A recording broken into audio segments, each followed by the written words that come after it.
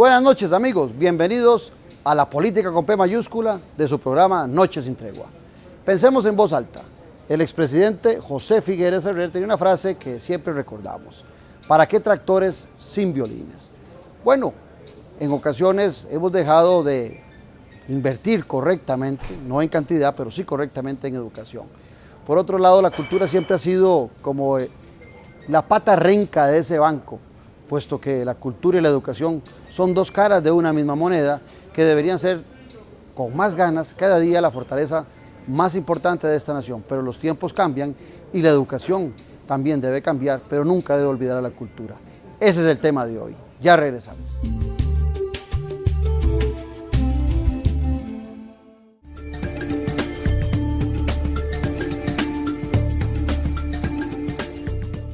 Para el tema que les planteé en Pensando en Voz Alta, tuve que buscar dos expertos que tuvieran la experiencia necesaria para hacer esa intersección entre cultura y educación.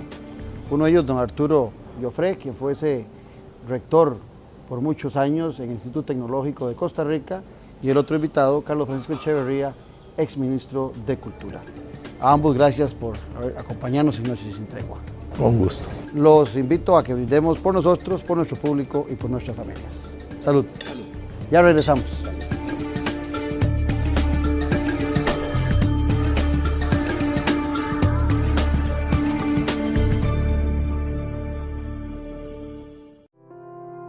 BAC presenta El valor del coraje. Y yo he fallado muchísimas veces. He metido muchos penales, pero he fallado cualquier cantidad. Y yo por mí me hubiera quedado, yo no tiro penal porque yo he fallado. Bueno, eso me ha llevado a ver, no, ahora tengo que respirar antes, ahora tengo que no dudar de dónde lo iba a tirar, de qué hacer. BAC, valores como los tuyos. El agua es indispensable para todos los seres vivos. Costa Rica enfrenta el impacto del fenómeno ENOS, fuertes sequías y exceso de lluvias. El gobierno y sus instituciones trabajan para adaptarnos a estas condiciones extremas. Apóyenos, haga uso adecuado, solidario y sostenido del agua. Cuidemos sus fuentes y zonas de recarga.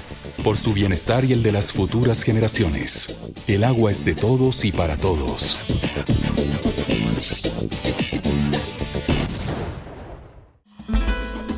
Vinomundo es un lugar creado para fomentar y cultivar la cultura del vino. Nuestra gastronomía se define como fusión mediterránea. Es un sitio único en el país, el cual posee la infraestructura que asemeja la arquitectura clásica europea. Vinomundo cuenta con varios ambientes para disfrutar: restaurante, 2 cavas, bar y salones de eventos. Vinomundo, donde el vino se toma con el alma. Para información y reservaciones puede llamar al teléfono 2249-4715. Tertulias de la Cava, un espacio oportuno para intercambiar con los principales actores sociopolíticos de la vida nacional, en el que usted podrá oír, compartir, discernir y proponer ideas. Un espacio de política con P mayúscula, en el que el respeto a la divergencia de pensamientos es el mejor momento para encontrar puntos de encuentro. Los martes, en el Club Unión, a las 7 de la noche. Para reservar su espacio puede llamar al 2257-1555, abierto al público en general. Sea usted parte de las soluciones en Tertulias de la Cava. Restaurante Doménico, un ambiente casual y distinguido que le ofrece las especialidades de la gastronomía italiana, clásica y contemporánea, con variedad de ensaladas, carnes y pescados, así como deliciosas pastas frescas hechas en casa y un amplio surtido de pizzas, postres y los especiales del chef. Contamos con un área privada para sus eventos y reuniones. Tenemos amplia zona de parqueo. Le esperamos todos los días de la semana a partir del mediodía. Visítenos en Plaza Antares, frente a la Rotonda de la Bandera. Café y Palabras, porque la política sí importa. Escúchenos por 89.1 FM, de lunes a viernes de 10:30 a 11:30 de la mañana.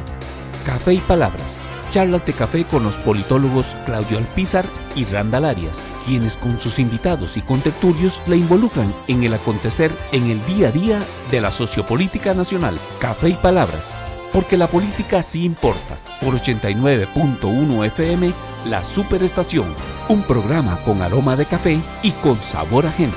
Café y Palabras. Creo que para arrancar sería importante, Arturo, buscar una definición corta de qué es educación. Bueno, es un proceso en el cual hay dos actores principales, ¿verdad?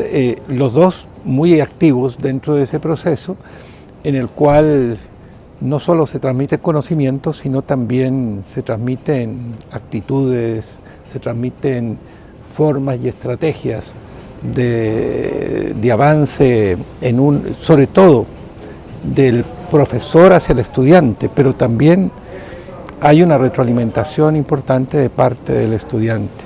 La educación nace con un deseo, un entusiasmo de los jóvenes, ya sea en la vieja Grecia o cuando nace Bolonia, la primera universidad moderna, digamos, nace como un deseo de aprender y de buscar conocimiento. Y eso es básicamente lo que lo hace atravesar Europa para llegar a Bolonia, y en Bolonia los investigadores buscando todo lo que era el conocimiento anterior y llevarlo a la Edad Media, de tal manera que es una forma mutua de aprender y autodesarrollarse. Esa es la verdadera educación. ¿Y qué sería cultura, Carlos Francisco? Bueno, esa es una pregunta interesante porque tiene muchas respuestas diferentes según a quién se le pregunte, ¿verdad? A quién se le haga la pregunta. Hay gente que concibe la cultura como la suma de las artes, ¿verdad? La pintura, la música, la literatura, tal y cual, ¿verdad? Es una concepción clásica de lo que es la cultura. Hay concepciones más amplias, particularmente la de la antropología, que es la ciencia de la cultura, que, bueno, llega a ser tan general como decir todo lo que hace el hombre es cultura. Yo recuerdo un colega, ministro de Cultura en El Salvador, un hombre muy simpático, que decía que todos los demás ministros eran subordinados de él, porque la agricultura era una parte de la cultura, y la economía era una parte de la cultura, y la ciencia era una parte de la cultura. Entonces que él era el superministro, porque él era el ministro de Cultura. Bueno, esa es una otra concepción de la cultura. A mí me gusta trabajar o pensar en la cultura como la forma de ser orgánica de una sociedad, lo que caracteriza a un conjunto humano en cuanto a la forma en que se comporta, en que se desenvuelve. Esa me parece a mí que es la concepción más apropiada de cultura para entendernos unos a otros de qué estamos hablando cuando decimos cultura. Pero cuando uno tiende en muchas ocasiones a hablar de cultura y educación, a mí me cuesta verlas separadas. Inclusive en alguna ocasión hablaba con Carlos Francisco de que inclusive podrían ser el mismo ministerio, educación y cultura. No sé por qué la intención de tenerlos como dos sectores o como dos ministerios diferentes. No encuentro mucho sentido a eso. Y paralelamente encuentro también que, lo decía en la introducción del programa, que termina siendo la cultura como la pata del banco coja, ¿verdad? Con menos recursos, con menos interés, y la educación sí es ese pie vigoroso a la que le apostamos en primaria, secundaria, universitaria con grandes cantidades de recursos. ¿Cuál es la percepción de ustedes de esas dos caras de una misma moneda que son cultura y educación?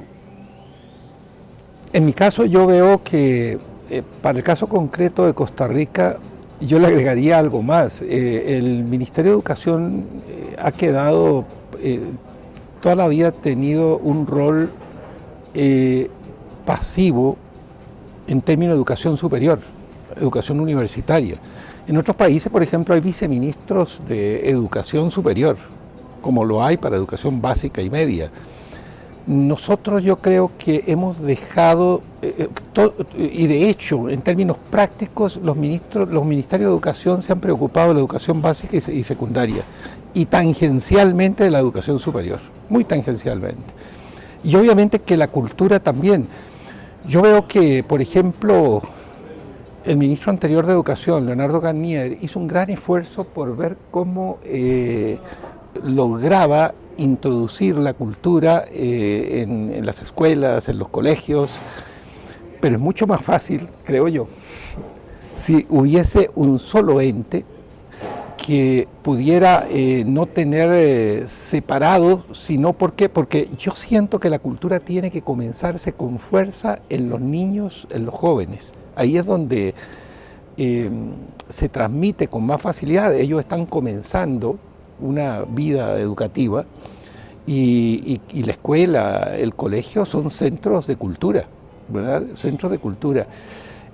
Creo que es mucho mejor que, en mi concepto, que haya un ministro de Educación y Cultura y que incluso englobe con una participación mucho más activa también la educación superior. Lo que no quiere decir quitarle autonomía a las universidades públicas, ¿verdad? Lo que sí significa es tener un rol donde haya un ente que le ponga una direccionalidad a lo que es la educación superior en el país. La tiene a través del CONESUB, pero eso es un elemento para las universidades privadas. También en que históricamente se le ha dado muy poca importancia en los ministerios de educación, históricamente desde que se creó el CONESUB. O sea, yo creo que estamos hablando de la relación entre educación y cultura, y eso lo podemos ver de dos maneras. Desde un punto de vista conceptual, filosófico, la educación es la forma en que se transmite la cultura. Eso es, básicamente, ¿qué es todo ese proceso educativo al que se refería Arturo más temprano? Bueno, es el proceso de transmitirle la cultura, entendida en un sentido muy amplio, de una generación a la que sigue. Eso es lo que hace la educación. En el sentido institucional, ya no filosófico, bueno, la educación ha cumplido, obviamente, un papel a lo largo de toda la historia de preparar a las nuevas generaciones para integrarse a la vida del trabajo y a la vida de la sociedad. Y esa es una función importantísima y que necesariamente es masiva, es decir, tiene que abarcar a toda la población. Por eso es que los ministerios de educación son tan grandes. Los ministerios de cultura son de creación más reciente. Ministerios de educación existen desde toda la vida.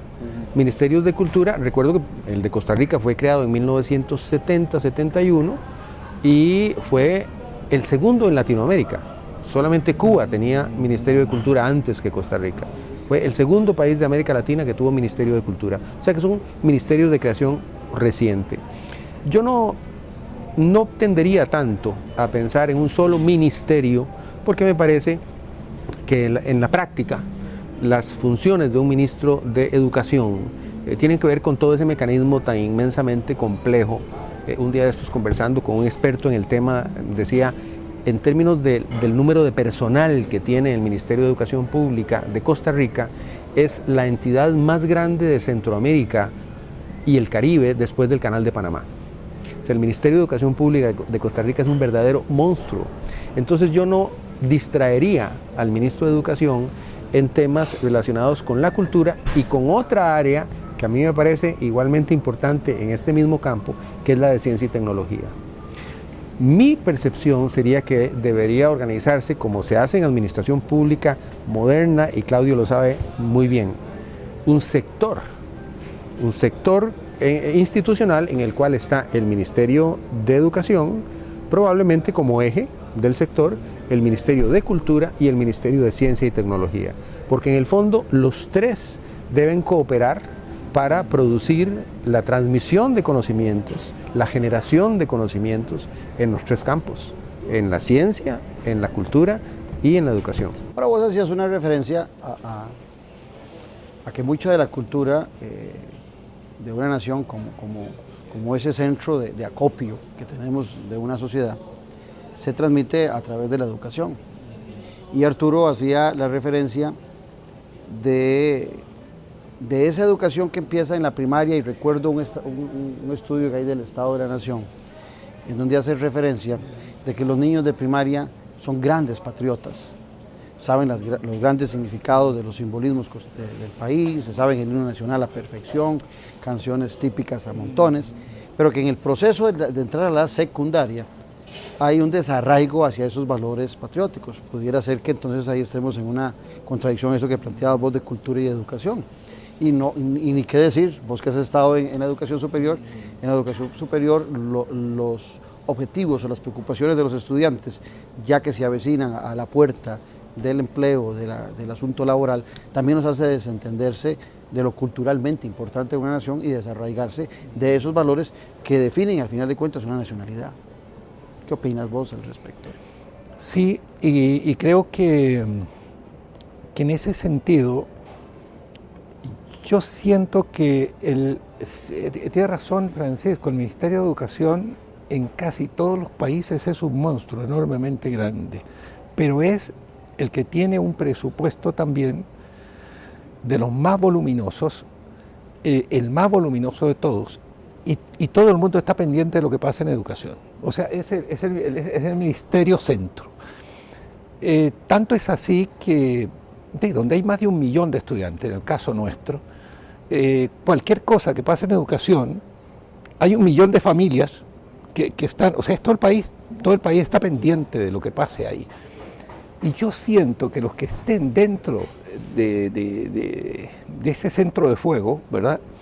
De alguna manera van a tener más posibilidades de recursos y de llegar, porque yo veo que para efectos culturales, para efectos de ciencia y tecnología, hay como una gran masa cautiva, que son los estudiantes, primaria, secundaria. Todo el mundo está pensando ahora en la innovación, en el emprendedurismo, pero eso nace, ¿verdad?, en esos centros. El inglés. ¿Qué saca una universidad con dar inglés? Y si el muchacho ya no viene con una preparación buena, el esfuerzo es enorme, no es que sea imposible, pero es enorme. Todo eso hay que canalizarlo. Claro, uno esperaría que una corporación tan grande, digamos, un ministerio tan grande, tenga que manejarse como una verdadera corporación, ¿verdad? O sea, como se manejan las corporaciones que tienen cientos de miles de trabajadores, ¿verdad? Y que tienen sedes en todo el mundo. Uno dice, ¿por qué no? Simplemente porque nosotros estamos llenos de reglamentos y estructuras y leyes que dejan encadenado el poder desarrollar ese tipo de cosas. Aquí la mayoría de las leyes, por ejemplo, hasta hablan de la estructura que debe tener las organizaciones, las instituciones. Hasta hace un tiempo hasta los bancos tenían que tener solo 2 gerencias y etcétera. El meter estructuras, las estructuras son un medio para poder lograr fines. El ponerle una ley que después para cambiarla es casi imposible, es una locura. Nosotros tenemos una legislación para las instituciones públicas que obviamente un Ministerio de Educación no va a ser eficiente ni con la actual estructura ni con una futura si no hay cambios de ese tipo para poder hacerlo realmente efectivo. Se pueden hacer algunas cosas, pero esa malla que hay ahí es enorme. Por eso yo veo, porque digamos, tomando uno de los términos sociológicos de cultura, son todas las ideas, son todas la cultura material, son todas las normas, sean legales o sean hábitos, costumbres de una sociedad. Si nosotros queremos transmitir eso, tenemos que también en la educación ver de qué manera esa cultura se va cambiando.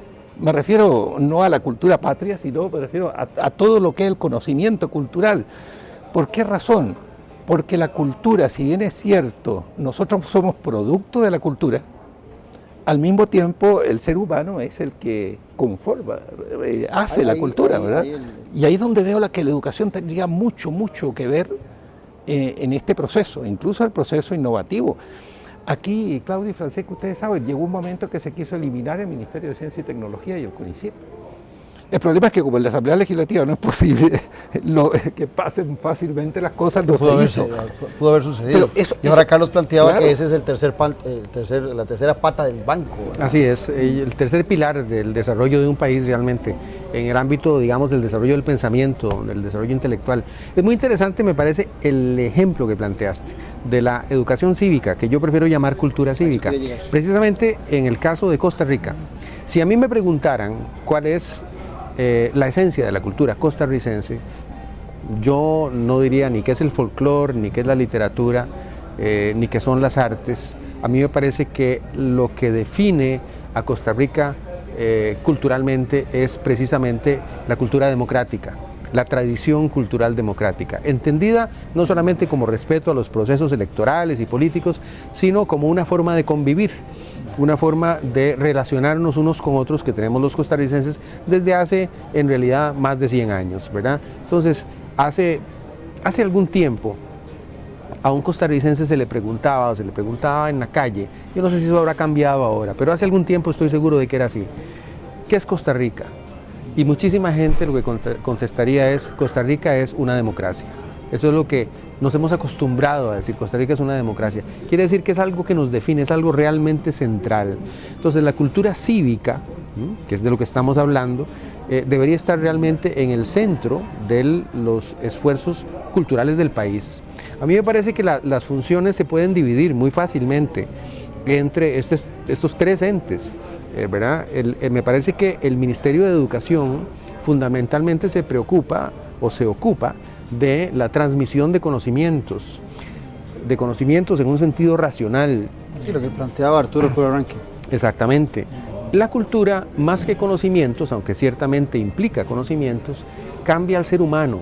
Cultivarse es cambiar uno, cambia actitudes, cambia conductas, trabaja a través de las emociones, de cosas que no son enteramente racionales y que son igualmente importantes para que todos nos podamos realizar como seres humanos. Y la ciencia y la tecnología obviamente tienen un papel ya mucho más específico en el tema de la investigación, los descubrimientos y la puesta en práctica de esas investigaciones y descubrimientos. De tal manera que me parecen tres campos claramente deslindados, pero también claramente complementarios.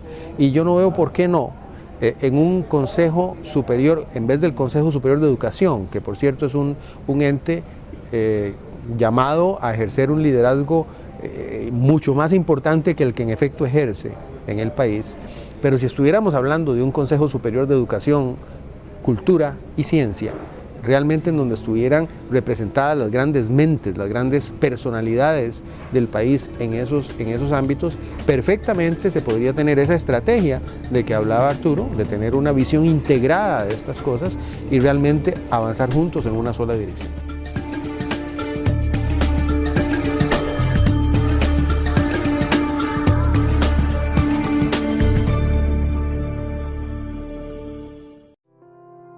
BAC presenta El valor del esfuerzo.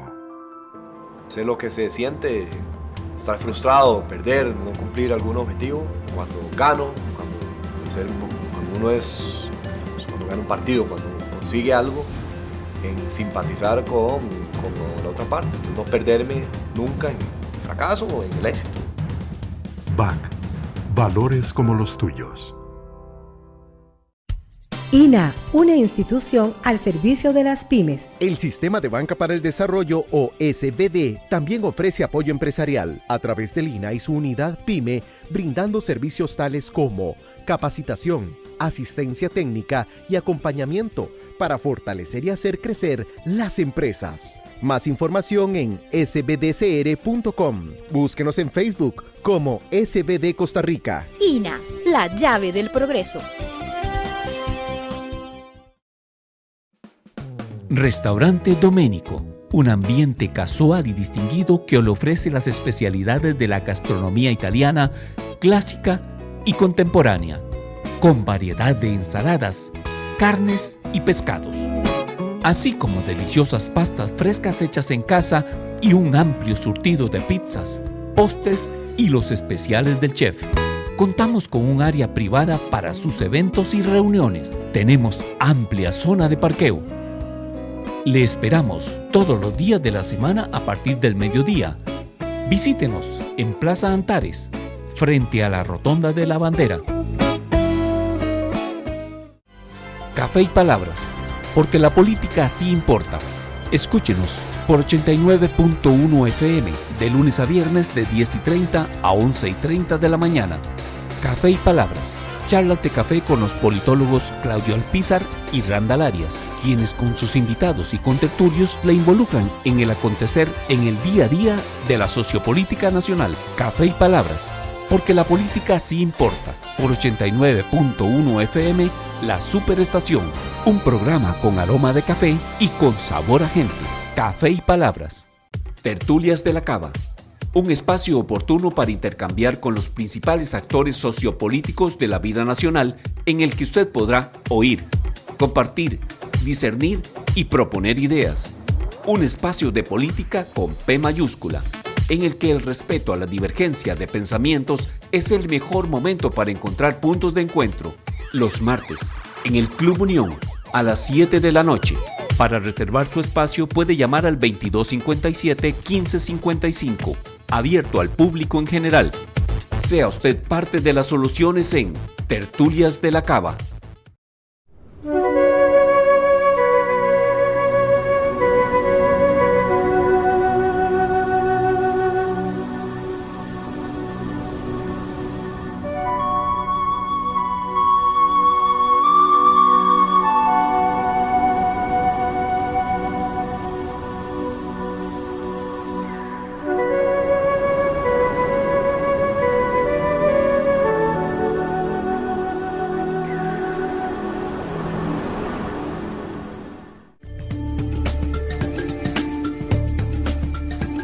Cuando me pensé en el programa, busqué la palabra cultura, de dónde venía, y descubrí que venía del latín cultus, y que ese latín significa más o menos sumatoria o formación del espíritu ciudadano.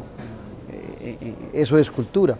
Cuando nosotros en nuestra educación primaria y secundaria tratamos de formar a nuestros estudiantes, está muy permeada de ese espíritu que planteabas vos, que puede ser la democracia, puede ser otros conceptos que van formando al ciudadano.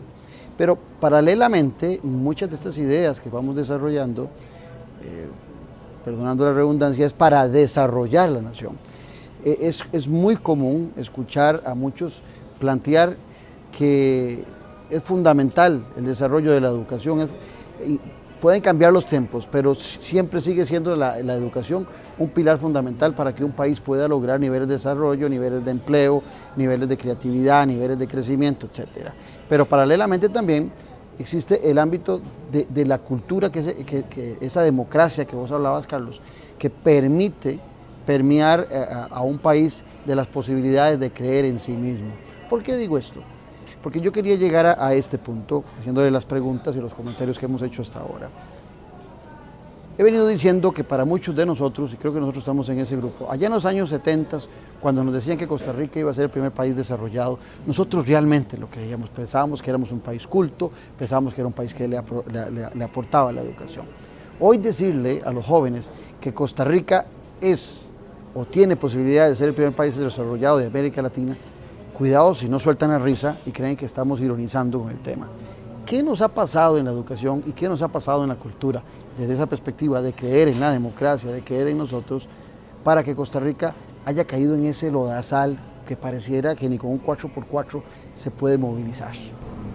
Precisamente yo creo que la explicación está en la educación.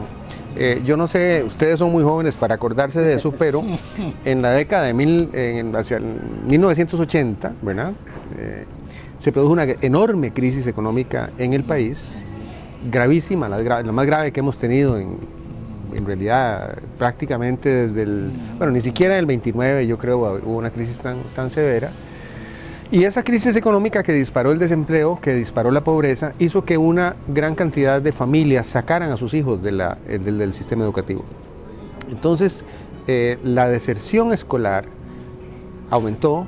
La tasa de escolaridad promedio de esa generación, de los siguientes 10, 15, 20 años posteriores a 1980, fueron muy bajas. Entonces tenemos una generación de costarricenses que tenían que estar en el sistema educativo nacional en esos años y que no lo estuvieron.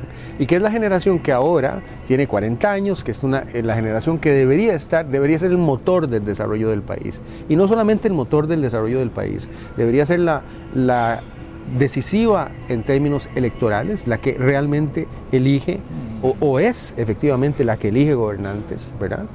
Es la que crea opinión pública, es la que crea un clima de comunicación en el país, porque es además una generación muy numerosa.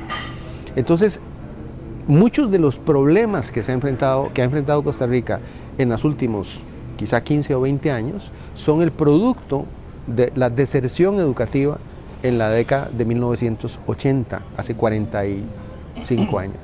Entonces, realmente ese pantano en que estamos metidos, de donde, como decís, Claudio, no salimos ni con un 4x4, en realidad se venía gestando precisamente de un problema educativo en la década de 1980. Esa es por lo menos una forma de verlo. Sí, y también eso me tocó vivirlo y así es. Y la educación básica y media no pudo tampoco luchar cuando vino la etapa, vino el gobierno de Luis Alberto Monge y los siguientes, no hubo nadie que luchara por la educación básica y media, a diferencia de la universitaria. La universitaria sostuvo el 1% del Producto Interno Bruto en los años peores de qué sé yo, y pudo sostenerlo y pudo sobrevivir, digamos, entre otras cosas porque estamos hablando del comienzo de los 80, donde básicamente la fuerza estaba en las universidades públicas, y de alguna manera habían dos universidades incipientes, bueno, no tan incipientes, pero que todavía estaban en pleno desarrollo, como era la Universidad Nacional y el Tecnológico, ¿verdad? Entonces, el sistema universitario defendió muy bien su parte, no para que creciera, pero por lo menos para que quedara cubierta una inflación que en esa época era elevada. Nadie luchó en Costa Rica por la educación básica y media. Ese fue el gran problema. Nadie luchó. Y creo que eso dejó, lo que Francisco está planteando, un estigma que duró mucho, pero no tanto como para que siga ahora, creo yo, en una situación todavía tan precaria. O sea, ese hecho que todos lo conocemos, que llevemos más de 2 décadas sin poder disminuir la tasa de pobreza, pero además que en términos absolutos está aumentando todos los años. Y aumentando la inversión en educación, porque no disminuye. No, sí, eso ha venido cambiando. Vamos a ver, yo por eso me refiero a la situación de origen, de que hubo una generación de costarricenses que fue mal educada o poco educada. Las cifras comienzan a cambiar en la década de 1990 y poco a poco vamos levantando un poquito las tasas de cobertura. Hace poco se dieron a conocer el informe del estado de la educación, en donde se ve que ha habido un lento avance para recuperar los niveles educativos que teníamos en la década de 1970, ¿verdad? Entonces, ciertamente ha habido un progreso. Se aumentó la dotación presupuestaria al sistema educativo, se pasó una reforma constitucional, ha venido creciendo el aporte del Estado a la educación, pero bueno... Pero también se aporta educación, digamos, en el INA, aparte de las universidades y aparte de lo que es la primaria y la secundaria, que está establecido constitucionalmente un 8%, o sea, este país, si uno coge el Producto Interno Bruto, en lo que es educación, sin hacer diferencia, si es técnica, si es primaria, si es universitaria, es una alta inversión lo que se produce, y pareciera que los resultados que estamos esperando de esa gran inversión no están resultando. Es que el problema es ese, el problema de mejorar el sistema educativo no pasa por los recursos, por lo menos no exclusivamente por los recursos. Estados Unidos en las pruebas internacionales de evaluación aparece en el término medio. No, es decir, no aparece, y Estados Unidos ha invertido. Yo me acuerdo cuando hicieron el famoso plan, un país en riesgo, y todos los partidos se unieron, le pusieron todos los millones de dólares que puede tener una potencia como Estados Unidos, y no ha pasado nada. Es decir, el hecho de que le demos más dinero a las universidades, más dinero al Ministerio de Educación, no significa que el sistema va a producir algo equivalente a esa cantidad de recursos. Y alguna gente que está, Arturo, apostándole a la educación privada en primaria y en secundaria, está liberando al Estado de una responsabilidad constitucional con esos estudiantes que están siendo sacados del sistema estatal y que liberan en buena medida al Estado o sea, hay también mucho más recursos para una población que se parte entre privada y pública, pero también ahí generamos las diferencias que vos planteabas antes, Carlos. Sí, claro, así es. Los problemas que se originan o que se originaron en aquellos años tuvieron consecuencias en lo económico, pero también en lo organizativo. El país tiene un rezago organizativo en todo su aparato público, en términos Un caso típico es el tema de regionalización, en donde tenemos 17 regionalizaciones diferentes, ¿verdad? Porque sabemos que el ICE tiene una y el Ministerio de Educación tiene, no sé, son 27 regiones educativas y 100 y pico de distritos.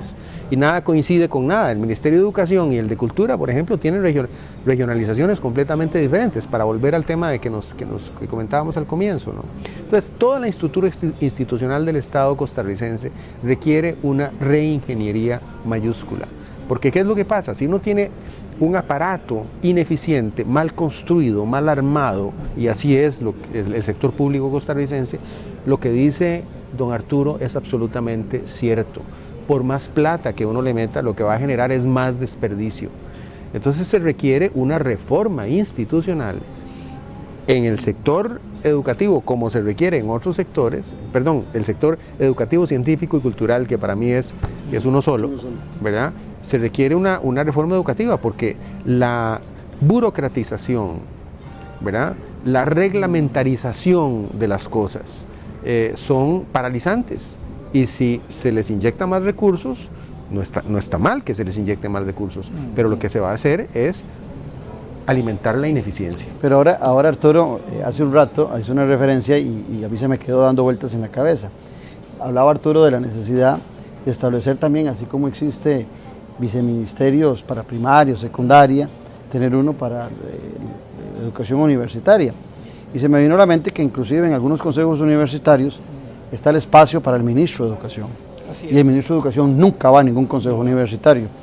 Por otra parte, los rectores nunca están de acuerdo en que directrices de educación salgan o se den fuera de las universidades. Las universidades, ciertamente defendiendo su autonomía, y vos que fuiste rector, a veces parecieran que son un estado dentro del estado. Son ahora que son cinco pequeños estados que creen que no tienen una responsabilidad conjunta sobre esa educación que debería empezar en la primaria y terminar en la universitaria, o sea, un complemento total. Entonces también hay actores que tienen todas las ventajas de participar en estas actividades sectoriales que hablaba Carlos y no lo quieren hacer. Las universidades, y lo sé de exministros de planificación, las universidades nunca quieren incorporarse a estos esfuerzos que se hacen en forma conjunta porque sienten que hay una mala interpretación de esa autonomía que vos también decías antes, sin perder la autonomía, brincaste rapidito y hiciste ese planteamiento.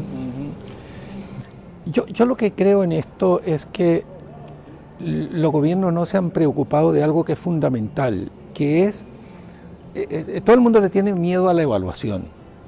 Evaluemos y establezcámonos. Lo hemos visto en estos días con el pago de la anualidad, ¿verdad? Que los empleados públicos nadie quiere evaluación. Pero vea, el gran problema que tiene Chile en educación en este momento, uno de los problemas gruesos que tiene para la reforma educativa es que los profesores no quieren que lo evalúen.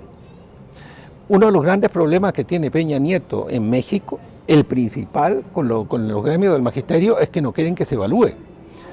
Y aquí, si usted le dice a los gremios que se van a evaluar los profesores de enseñanza básica y media, eso es una huelga segura, a pesar de que se evalúan. Porque en realidad las evaluaciones lo que son papeles que llenan con la nota máxima y todo el mundo lo manda a servicio civil, con un gran inconveniente, que es mejor que todo eso se suprimiera, porque si no, cuando usted tiene a un profesor que está cometiendo algo ilegal o cualquier cosa, le muestra a usted que ha sido un profesor excelente durante toda la vida. ¿Por qué? Porque eso le permite, pero no solo me refiero a profesores, el empleado público en general. Yo lo que siento es que hay temor a comprometerse. Por ejemplo, cuando se ha discutido el fondo, a mí me tocó presentar el primer, en el año 88, presentar ante primero los rectores el primer plan quinquenal. ¿Por qué? Porque antes, ustedes se acuerdan, antes del año 88, todos los meses de octubre y noviembre había huelga. Había que marchar todos los años.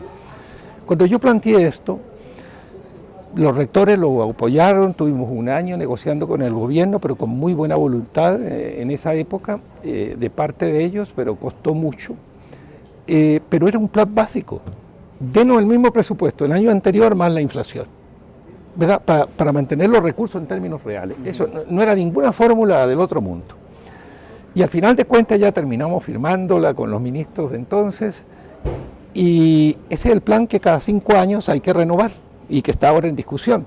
Lo que pasa es que después se fue agregando cosas. ¿Por qué? Porque cuando se acordó, la primera vez se dijo este va a ser un piso. Y vamos a negociar el crecimiento de las universidades ya con el gobierno, dependiendo de las condiciones económicas que tenga el país, dependiendo de una serie de cosas. Se le fueron poniendo cosas y obviamente ya con el crecimiento económico, etcétera. Sin embargo, le dio una estabilidad al sistema universitario que, salvando el año 91, el resto ha sido prácticamente nadie hace huelga en la universidad. Ya no se ha vuelto a ver, por ejemplo, huelga por financiamiento. Hay apuros. De cuando en cuando hacen una marcha y a mí me parece realmente el colmo, porque si hay un sector privilegiado en este país es el de la educación superior en términos económicos y de lo que recibe como proporción del Producto Interno Bruto. Sin duda. ¿Y por qué, Francisco, yo creo que es importante evaluar? Porque, por ejemplo, nos dice... En esta década subió un 40% la matrícula del primer curso lectivo de las universidades públicas. Está bien, 40% es bastante en una década. Pero ¿cuántos graduados hay en una década de la educación superior? Tenemos prácticamente 12 años en que hemos pasado de 11.000, 10.000, 11.000 graduados a 12.000. Entiendo que es más o menos uno de cada 3 matriculados. ¿Y a quién estamos graduando y en qué los estamos graduando? ¿Qué es lo que ocurre? También, ¿Cuál es el gran problema? Si estamos recibiendo un 40% y estamos graduando menos del 10% en un periodo similar, ¿verdad? ¿Dónde están los otros? Deserción, repiten y repiten. Cada estudiante que repite un año no solo a nivel universitario, en secundaria es algo horroroso. Es un costo altísimo para el país. Hay países, por ejemplo, Japón y otros, que no permiten que una persona repita, no porque le regalan nada, sino porque los profesores y el estudiante tienen que comprometerse a salir adelante a como sea. Creo que el otro es Noruega, hay varios pero digamos que ese es un extremo. Pero el otro extremo del que estamos nosotros... Hay que implementar algo en la Universidad de Costa Rica en algún momento, para aquellos estudiantes que perdían 3 veces un curso, prácticamente no podían volverlo a llevar. Y me acuerdo que los primeros que se pusieron a eso fueron los estudiantes de las federaciones, ¿verdad? Y entonces pareciera que la calidad está supeditada a una necesidad nada más de que sea una gran cantidad de estudiantes en las universidades y no a los resultados que están produciendo, Carlos. Sí, y está además el problema de la vinculación de los sectores universitarios con todo el sistema productivo del país, ¿verdad? Que es una cosa en la que entiendo que se han hecho esfuerzos, pero particularmente el Instituto Tecnológico realmente en eso se distingue, pero que hace muchísima falta. Es decir, hay una gran disociación entre la cantidad y el tipo de profesionales que están graduando las universidades públicas y también las privadas, hay que decirlo, y las demandas reales del sistema económico, del mercado laboral del país. Pero yo vuelvo un poco al tema del diseño institucional, y perdónenme que insista en esto, pero claramente aquí hace muchos años nos hace falta, y nos hace falta con urgencia, y qué paradoja decir, hace muchos años nos hace falta con urgencia una estrategia de desarrollo educativo, científico y cultural. Yo sostengo de nuevo que el llamado a diseñar esa estrategia sería un Consejo Superior de Educación, Ciencia y Tecnología y Cultura, que fuera realmente un ente superior, ¿verdad? No necesariamente de carácter, puede ser de carácter consultivo, como los hay, ¿verdad? Consejos de Estado en varios países europeos, pero que realmente de ahí es donde debe salir la estrategia. ¿Por qué, Claudio? Porque me parece a mí poco práctico que el ministro de Educación tenga que ir a sentarse al consejo universitario de esta universidad y de la otra, se le va el tiempo, el ministro de Educación no puede hacer eso, y si va a mandar a un delegado, pues ese delegado no va a tener potestad de decisión para las grandes políticas públicas. ¿Cuál es el sector de educación? Invitando a los rectores y tampoco van al sector. Porque tampoco se trata de eso. No se trata de que todo el mundo se tenga que sentar a la mesa a tomar cada una de las decisiones del día a día. Se trata de que un grupo, un ente colegiado, diseñe el marco de políticas generales. Pero eso es el fondo de una gran comisión sectorial de educación. A don Mauro Fernández, cuando le encargan una revolución como la que vos estás pensando, una reingeniería, él empieza diciendo algo que en este programa estábamos arrancando cuando hablábamos de cultura. Él decía, es importante la educación porque en la escuela primaria es donde los niños empiezan a amar a la patria, y ese compromiso con la patria es lo que hace generar compromisos mayores para buscar un desarrollo más apropiado y más actualizado cada día. Bueno, esa revolución que Carlos está pidiendo es la que nosotros no vemos y la que yo estoy planteando aquí, cuando todos los organismos de educación trabajan como islas y no como un archipiélago bien compenetrado en un proyecto de desarrollo nacional, más el costarricense, que ha tenido la gran experiencia de los grandes resultados que le ha generado la inversión en educación para empleo, para una mejor situación nacional, etcétera.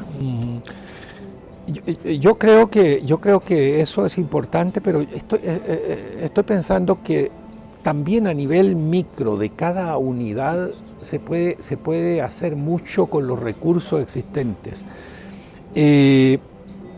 Por ejemplo, si yo he quedado espantado desde que Leonardo Garnier puso a Costa Rica en la prueba PISA internacional, ¿verdad?, donde están los países de la OCDE, etcétera, para que se evaluara a nivel internacional, que es una de las evaluaciones, digamos, más importantes que hay en el mundo para comparar.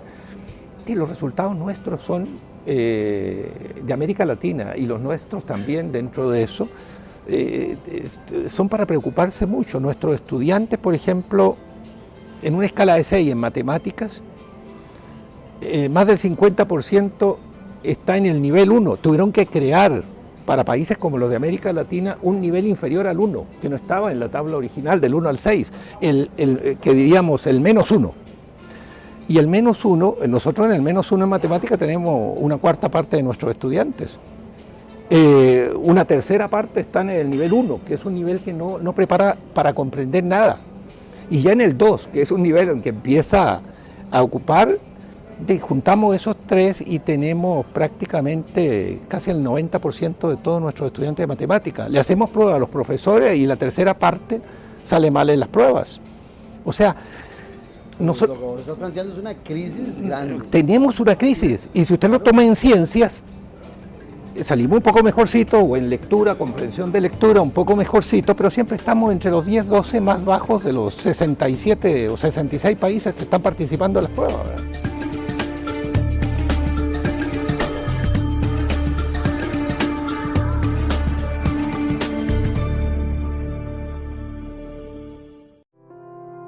BAC presenta El valor del coraje. Y yo he fallado muchísimas veces. He metido muchos penales, pero he fallado cualquier cantidad. Y yo por mí me hubiera quedado, yo no tiro penal porque yo he fallado. Y eso me ha llevado a no, ahora tengo que respirar antes, ahora tengo que no dudar de dónde lo iba a tirar, de qué hacer. BAC, valores como los tuyos. Somos Telecable Empresarial, su aliado en telecomunicaciones y conectividad. Le ofrecemos la red más estable y confiable de Internet por fibra óptica. Enlace de datos por fibra óptica con capacidades de hasta 10 gigas. Telefonía fija empresarial con paquetes a su medida. Y un gran portafolio de soluciones bajo servicios administrados. Telecable Empresarial, las soluciones tecnológicas que más le convienen.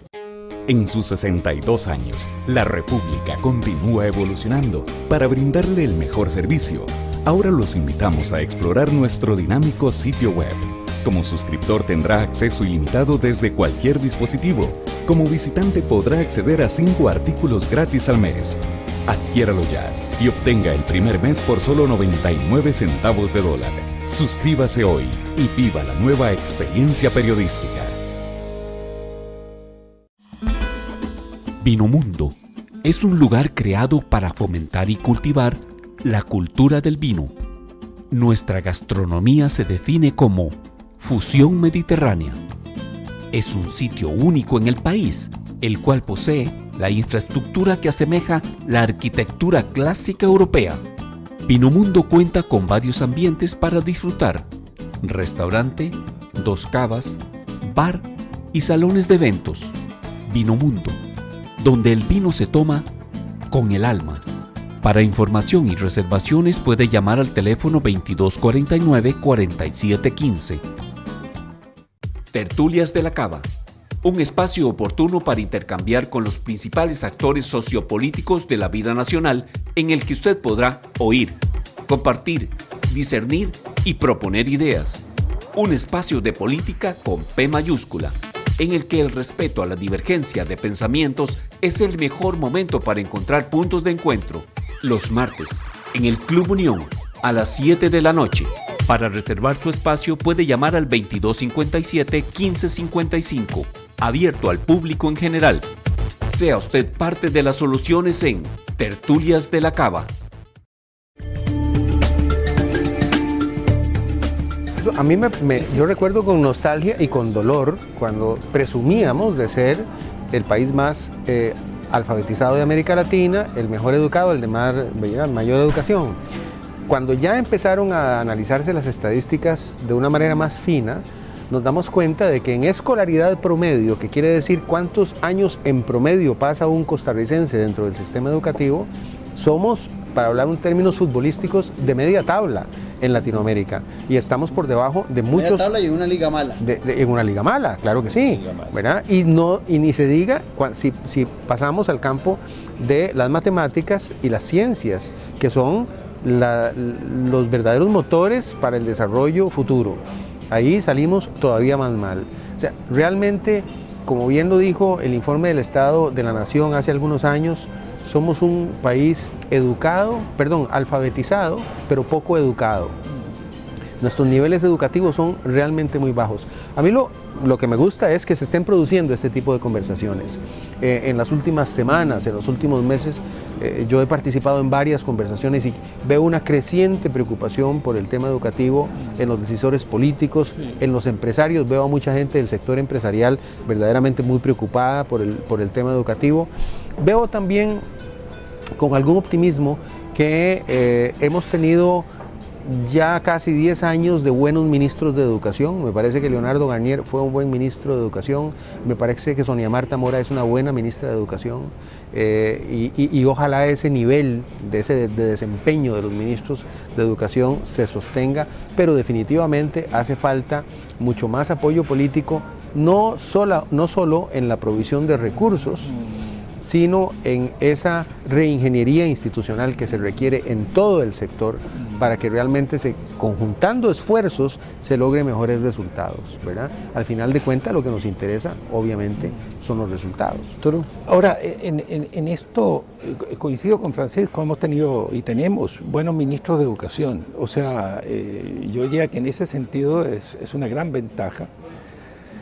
Tenemos buenos rectores de las universidades públicas, están preocupándose de muchas de estas cosas de las que yo estoy hablando, se están preocupando, y eso cuesta, porque en una universidad, ustedes lo saben, por ejemplo, aumentar el número de estudiantes por grupo, en una medida no exagerada, o atraer más estudiantes, eso implica gastos operativos, nadie lo está evaluando por tener más o menos, y sin embargo están haciendo esos esfuerzos. Yo lo veo que al conversar con Pero serán ellos, aparte de ocupándose. Yo veo que se están haciendo esfuerzos, obviamente que son esfuerzos complicados, difíciles, porque hay toda una academia que hay normas y que no es fácil a veces pasarlas, ¿verdad? Pero yo creo que hay es gente con la que se puede llegar a compromisos. A mí me gustó mucho saber la última noticia, es que están ya por llegar a un acuerdo con el FES, ¿verdad?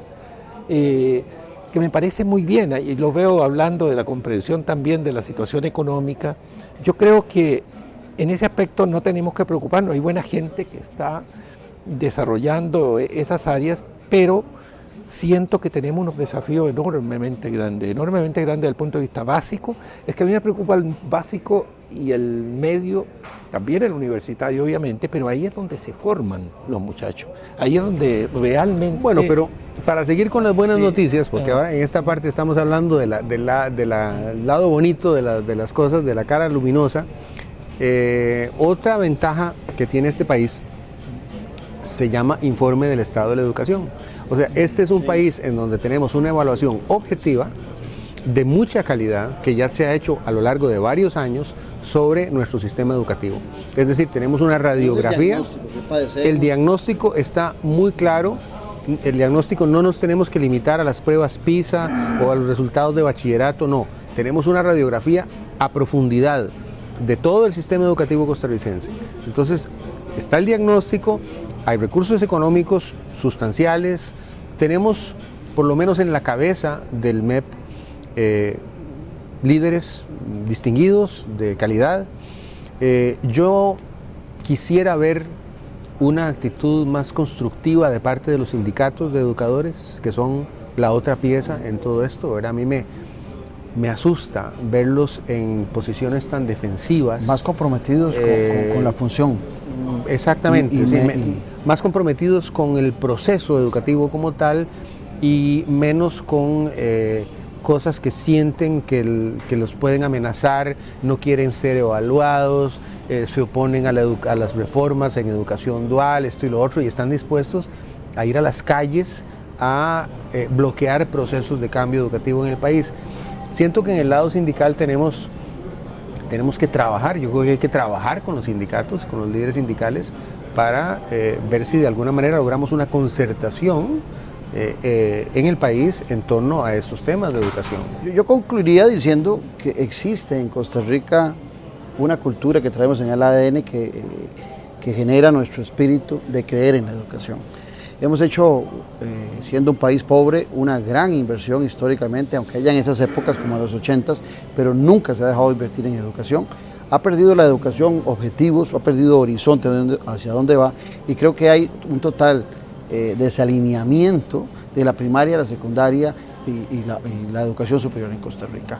Les agradecería, no me queda más que agradecerles la presencia aquí en Noches sin Tregua. Creo que aquí no se agota el tema, más bien es un tema tan rico que requeriría más tiempo, pero los invito a quedarnos en alto. Muy bien. Muchas gracias. Muchísimas gracias. Y a usted las gracias por habernos acompañado. Les recuerdo que el programa mañana se repite a las 6 de la mañana y a las 2 de la tarde, y ya el miércoles lo puede disfrutar en YouTube. Un abrazo a la distancia y recuerde su obligación y su cita con la política con P mayúscula el próximo lunes. Un abrazo.